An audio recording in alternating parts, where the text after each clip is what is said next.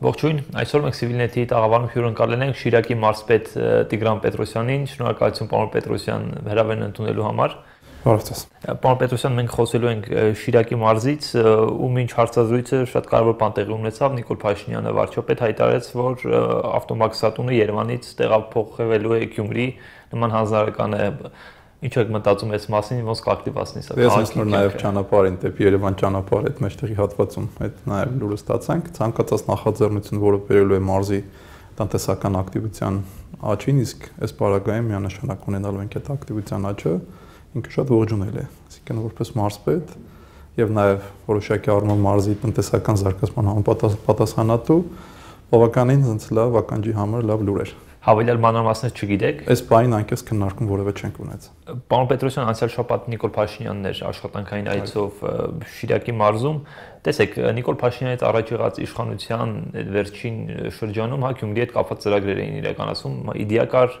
որ պետքա փողոցաշինություն այդ պատմական կենտրոնը կառուցապատել, հետո պետքա դա կապել օդանավակայանի հետ, տուրիստները կան պատմական կենտրոն եւ այլն, այսպիսի մի բան կար։ Հետո եկավ հեղափոխությունը եւ եթե ես չեմ սխալվում, սա Նիկոլ Փաշինյանի երկրորդ այցելությունը, քարոզարշավը հանած Շիրակի մարզ։ Արդյոք ուզում եմ հարցնել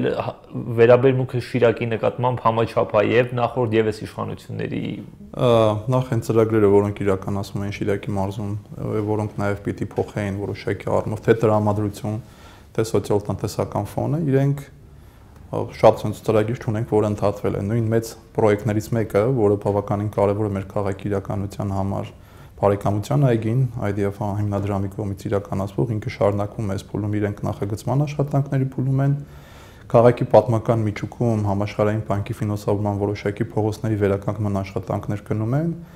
վերականգնման եւ զարգացման եվրոպական բանկը ինքը ֆինանսավորում է նաեւ այդ պետական նաեւ երաշխիքով ֆինանսավորում է Գյումրիում այս առաջին փուլում 3-ից 4 ցած հիմնարար մեծ փողոցների կառուցապատումը եւ հաջորդ տրանշով մարդն մենք ունենանք մինչև 34 փողոցի կառուցապատման հնարավորություն։ Վերաբերմունքի փոփոխություն կա նախորդների։ Իհարկե այցելությունը, որը մենք ունեցանք վերջին, ինքը շատ ավանդական այցելությունների նման չէր, այստեղ կարմիր ժապավեններ չկտրվեցին, այլ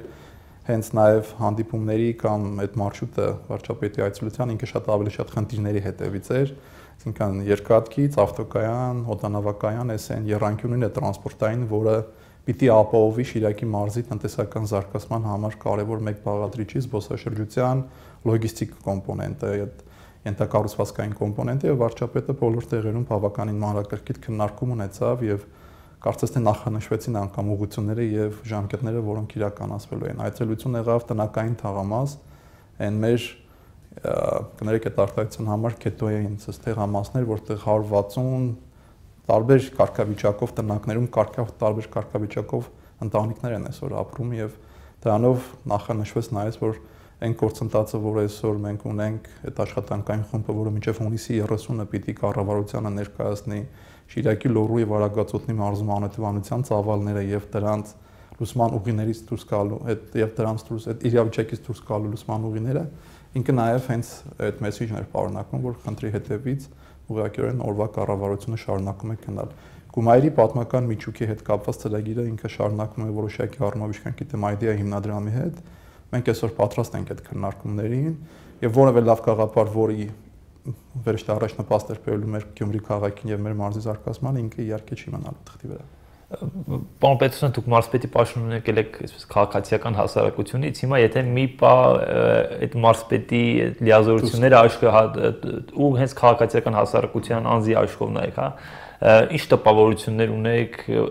իշխանությունները ինչ աշխով են նայում Գյումրիին։ Նախ կառավարման համակարգ ինձ համար շատ նոր էր եւ 2 ամսվա փորձը, որը ես երեք լրացրեցի 2 ամիս ուղիղ համակարգում գտնվելով, շատ ու շատ հարցերի նկատմամբ իմ մոտ բացել է վերաբերմունք, այսինքն թե նաեւ որոշումների կայացումը ներքին խոհանոցի առումով, թե այդ վարչարարության, թե նաեւ այդ տարբեր տեսակի կոմպոնենտների հակակշիռների այն երբ որ դու դրսից ես ազդում, փորձում ես դրսից ներազդել գործընթացների վրա, ինքը իրականում նաեւ այն չի կամ այն պատկերացումը չի։ Հիմա նաև այսօրվա իրականության մեջ որպես մարզպետ նաև ստացել եմ այն լիազորություններն ազատությունները, որոնք ինձ թույլ են տալիս այդ չկաշկանդվել որոշակի առումով քաղաքական տարբեր sense հակակշիռների պարագայում եւ գործընթացներ իրականացնել շատ ավելի հավասարաչափ, ավելի մեծ թվով դերակատարների հետ, որը վերջնարդյունքում նպաստելու է ճիշտ որոշումների կայացման եւ գործընթացների ճիշտ ընթացքին։ Պարոն Պետրոսյան, Շիրակի մարզը աղքատության ցուցանիշով շատ բարձր Հայաստանի ամենաաղքատանիշներն ունենք։ Ոնց եք պատկերացնում, իհարկե կարող եք ասել, որ աղքատությունը պետք է հաղթել տնտեսական զարգացմամբ եւ այլն, ոնց եք պատկերացնում, երբ ենթակառուցվածքները դեռ ամբողջական չեն այդ process-ի մեջ։ Մենք երկու մեծ խնդիր ունենք, այդ խնդիրների հետ լուրջ փոխկապակցված են աղքատություն եւ անօթևանություն։ Եվ անօթևանության պարագայում աղքատություն ուղղակիորեն հենց իր հետ փոխկապակցված երևույթ է, ծավալները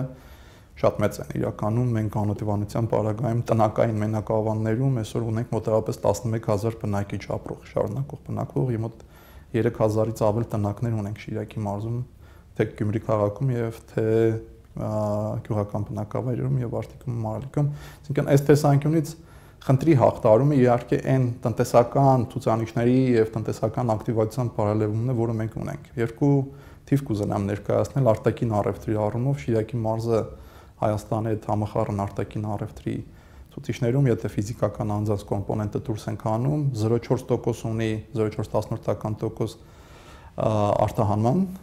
ընդհանուր Հայաստանի ֆոնին եւ 0.7 ներմուծման։ Այսինքն այս թվերը իրենք արդեն նաեւ ցույց են տալիս այն խնդիրները, որը ունի մեր մարզը որպես տնտեսական միավոր։ Ինչի՞ է տենց, այսինքն ինչի վերածվելաստանի շարունակաբար ինքը շատ սպეციფիկ է, նաև մարզը հանկային այդ ենթակառուցվածքներից, որոնք սովորաբար շատ ավելի մեծ տոկոսներ են ապրում եւ ավելի sense մեր իրականության մեջ է, այսօր հանքարդյունաբերությունն է ինքը նաև այն հիմնական այդ driven ուժը, որը առաջանում, այդ մենք այդ կոմպոնենտներից զուրկ ենք, ըստ էության, մյուս կողմից շատ լավ է, որ զուրկ ենք եւ մենք այսօր պիտի օգտագործենք մեր մարզի այն հիմնական առավելությունները, որոնք ունենք, այդ բնակլիմայական սպეციფիկան է, որը չի օգտագործվում եւ Գյումրու պատմական միջուկին այսօր զբոսաշրջային առումով շատ հետաքրքիր կոմպոնենտ է, բրենդ է, բայց մարզը իր ամբողջության մեջ ունի այն պոտենցիալը, թե բնակլիմայական, թե պատմամշակութային, այսինքն այս համադրությունը չի կիրառվել եւ մենք այսօր պիտի մաքսիմալ փորձենք իրան կյանքի կոնչել։ Գյուղատնտեսության ոլորտը այսօր ֆանտաստիկ պոտենցիալ ունի Շիրակի մարզը, թե անասնապուծության, թե նաև հացահատիկային կուլտուրաների առումով։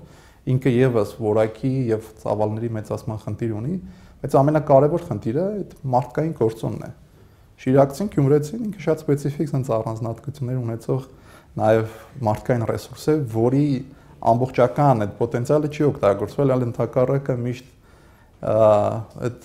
բոլոր տեղերում քննարկվում է ամենաաղքատ մարզն է, ամենասենց, չգիտեմ, երկրաշարժատեսել բաներ, այսինքն մարդկային այդ բանը շատ թույլ է, իսկ նույն ստարտափային ոլորտում կամ երբ որ տեխնոլոգիական ոլորտում ենք նայում, մենք այսօր ունենք խնդիր։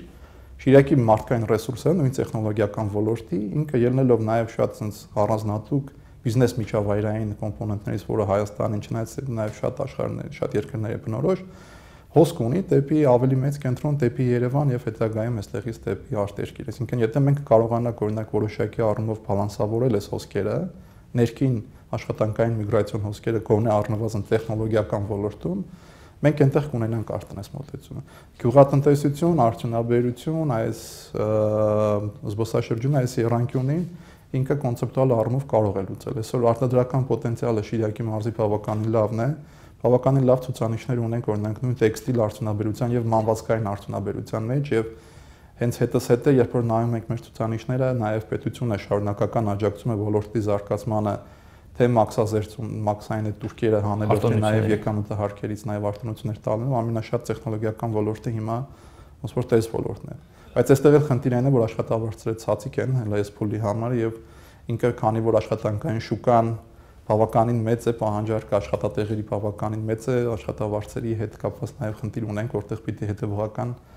առանց sense ուղիղ միջամտության պիտի փորձենք այդ մրցակցային դաշտ գտնել եւ աշխատավարձերը բարձրացնել։ Մի քանի տեքստիլ ֆաբրիկա կա, հա, Գյումրիում կամ Մարալիկում,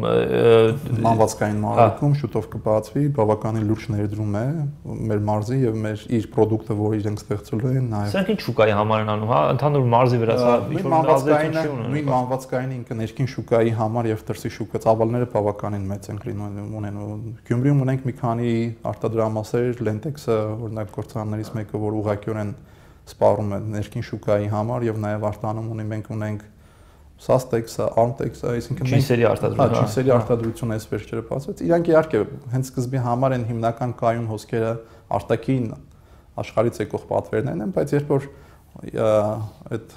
լոգիստիկան կայունանում է, իրենք արդեն նաև ներքին շուկայի հետ կապված որոշակի հստակեցումներ եւ ներքին շուկայի վրա են սկսում աշխատել։ Պարոն Պետրոսյան, խոսեցիք զբոսաշրջիկներից, եւ այստեղ չեն կարող չխոսել Գյումրի օդանավակայանից։ Այս վերջին տարիներին մի փոքր ակտիվացավ, հիմա կարծես թե էլի այդ ակտիվությունը քննում է մարման, որտեղ կային երկու տնտեսվարողներ, Տարոնավյան, Պոբեդան, հետո Տարոնավյան շուկայից դուրս եկավ, ինչ է կատարում, հնարավոր չէ այնտեղ ուղևորահոսքերը այնպես չեմ ասում ամբողջությամբ, բայց ավելի մեծ ուղևորահոսքեր նաև պետական քաղաքականությունը որոշակի առումով պիտի ուղղորդվի եւ Զվարթնոց իր ամբողջությամբ նաև որոշակի քաղաքական որոշումներ պիտի կատարի Գյումրի Երևան այս պաշտպանությունը չվերթների պաշտելու հետ կապված։ Ես վստահություն ունեմ, որ հյուսիս-հարավ ճանապարհի նաև կարգավորում ինքը որոշակի առումով դրական կորցուն է, բայց նաև խնդիրը այս մենեջմենտալ առում է, որը իրենց տիրույթում է եւ ես հույս ունեմ, որ մեր լիազորված մարմինը ինքը ուղղակիորեն որոշակի ճիգերը հենց կուղորտի Գյումրի օդանավակայան այս թերբեռնվածությունից հանելու, որտեղ եւ Երևանի օդանավակայանը որոշակի թերբեռնվածությունից ազատելու, չնայած ծավալներով նկատում է, որ թե Երևանը, թե Գյումրին աճելու պոտենցիալ ունեն։ Այն իրավիճակը, որին մենք ականատես եղանք Գյումրի օդանավակայանում, հատկապես այդ ուղեկ ճանապարհության եւ դիմավորման սրաներում ինքը ուղղակիորեն ակնհայտ է, որ այնտեղ լուրջ ներդրումների կարիքներ կան, որոշակի վերափոխումների կարիքներ կան, ոգևորող հանգամանքեր, որ արդեն իրենց կողմը տեսնում էր այն տերմինալը, որը պետք է դիմավորող հյուրերի, դիմավորող սրահի համար այդ լագիչ ուղեբեռի ստացման այդ տեղամասներ նաև իրենք արդեն նախագծում են եւ շուտով թույլտվություն ստանալուց հետո կանցնեն աշխատանքների իրականացման, այսինքն օդանավակայանը որոշակի ռեսուրսներ ստանալու է, բայց իհարկե նաև պիտի ստանա ամենակարևորը չվերթները։ Որտեւ եթե նույն Տարոնավյայի Պաբեդայի պարագայում այդ մրցակցության, այդ խնդրի բաներ, բայց հիմա նույն որևէ բան իմ կարծիքով չի խանգարում այսօր Գյումրիում ունենալ գոնե այն մոդելին մոդել, որը մենք ունենք Վրաստանում, Թբիլիսի եւ Շատ լավ, եթե տնտեսվարողը ի վերջո չի այդ չվերթները չի տեղափոխում Գյումրի, մենք ինչ ենք անելու։ Դե մենք մնում ենք այսօրվա այս թերբեռնվածին եւ պիտի որոշենք արդեն ինչ քաղաքական որոշումներ, թիմը պիտի նաեւ քննարկումներ ունենա տնտեսվարողների հետ, արդյոք նպատակարար են իրենք համարում այս տեսակ ցանաբեռնվածությունով կամ քիչ եկամուտներ ստանալով այն միջավայրից, որտեղ իրենք կարող են ստանալ շատ եկամուտներ։ Պարոն Պետրոսյան, շատ կարճ այս երկու ամսվա ընթացքում ինչ 3 են ամենախոշոր խնդիրները, որոնք տեսել եք, որոնք են կարճ ասած։ Անօթևանություն առաջինը, ամենամեծ խնդիրը այսօր մեր քաղաքում, մեր մարզում այն մարդիկ են, ովքեր իրենց տանիք, իրենց գլխի վրա չունեն եւ ովքեր հոգնել են այսօր, լուրջ հոգնել են 30 տարի սպասումների այդ հույսի, այդ ամեն ինչի միջավայրում եւ այսօր այդ հույսի նաեւ ծավալը, վստահության ծավալը շատ մեծ է եւ ինքը նաեւ ուղղակիորեն էլի մարդկանց ստիպում է եւս մեկ անգամ գալ իրենց խնդիրը լուծելու հետևից։ Ինձ համար ամենամեծ անհետևանությունն է։ Երկրորդ ծավալը աղքատության եւ այդ աղքատության հետ ուղեկցվող բացական ֆոնի հաղթահարումն է։ Այս ֆոնը պիտի հաղթարվի, որտեվ երբ որ աղքատությունը այս ֆոնը հաղթարվում, մենք ունենում ենք շատ ավելի լավ միջավայր թե ներդրումների համար, թե զբոսաշրջության համար, թե զարգացման համար։ Երրորդը իհարկե, եթե գլոբալ ենք նայում, արդեն ենթակառուցվածքների բարելավումն է, նույն ճանապարհները, նույն վթարային շենքերը, մենք բազմաբնակարան շենքերի մեծ ծավալ ունենք, բնականային մեծ ֆոնդ ունենք, որը վտարված է եւ եթե իրենց կապենք ենթակառուցվածքների հետ ճանապարհների հետ, այս էլ նաեւ գլոբալ առումով կբերի շատ ավելի sense բան իրավիճակի Շիրակի մարզանում։ Ու վերջին հարցը, անընդհատ բոլոր իշխանությունները քննարկել են պետական որոշ գերատեսչություններ սպეციფიկ տեղափոխել Գյումրի։ Հիմա ինչ նորություններ ունեք այս պահով, հա։ Ամենաթարմը այսօրվա ծերում մեր նորություններ կապված Մաքսատան հետ։ Տեսնենք աշխատանքային գործընթացը, երբ որ կլինեն ավելի հստակ առաջարկներ, նաև իրենց տնտեսական էֆեկտիվությունը պիտի փորձենք, այսինքն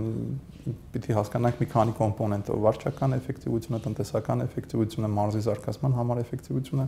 երբ որ կլինի ավելի հստակ առաջարկ, մենք պատրաստ կլինենք նաև գնահատականներ տալու։ Շնորհակալ եմ, պարոն Պետրոսյան։